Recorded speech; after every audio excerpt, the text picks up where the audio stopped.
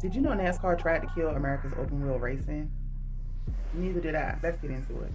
Most people don't know this story and they just tried to do it again. Let me show you this 25-year playbook that NASCAR has been running.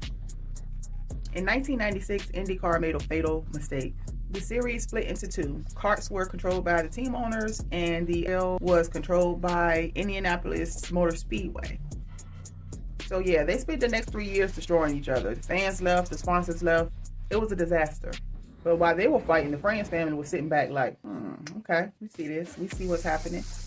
And in 1999, they made their move. They went and bought just about every one of Roger Penske's speedways.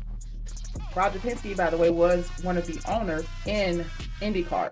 And he owned a few speedways, and that's how they were able to drive. That's how they had venues and speedways to go race at. So the Franz family said, okay, what we're going to do is we're going to go buy all of his tracks so he'll have nowhere to race.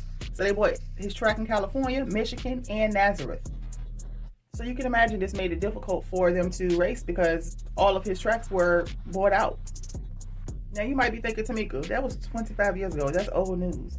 But watch this.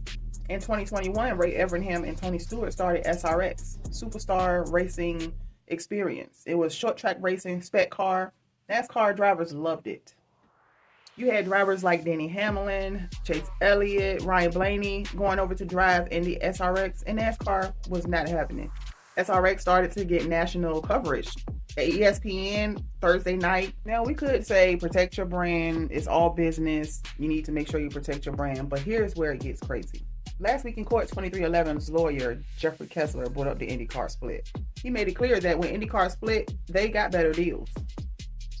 He's saying that NASCAR has been using those exclusivity deals to lock down those tracks so that no drivers or team owners have leverage, the same leverage that the IndyCar owners had.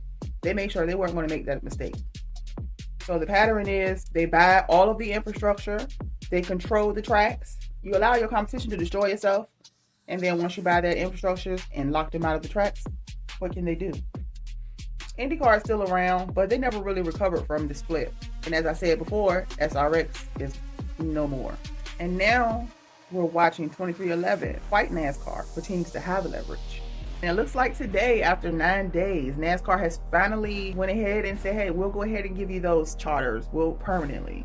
Because they were tired of fighting. Now drop a comment if you know about any of this, and comment 1999 if you watch to the end. It's your girl Tamika D. This is Diva in the Driver's Seat. I love and appreciate you all. See you next time.